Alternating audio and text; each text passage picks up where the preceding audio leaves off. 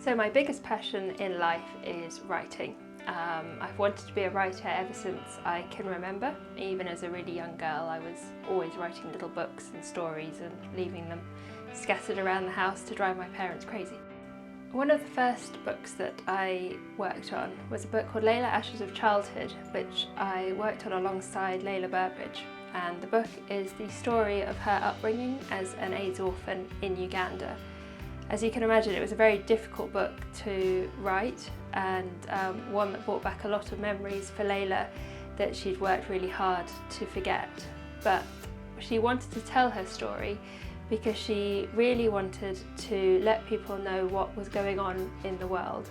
Lela's story isn't newsworthy, it's not brought about by a massive disaster or war, but it's very much the life that those living in poverty have to deal with on a daily basis.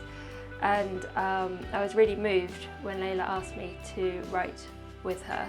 Lela and I will be friends forever. Her story is heartbreaking, but she's gone on to live an incredible life, and she's one of the most positive people I know, despite everything that she's been through. That sort of positivity is hugely inspiring, and going forward with my writing, that's something that I've very much wanted to utilise to work with other women and focus on women's rights and feminism and just what it means to be a woman and some of the trials that we have to go through.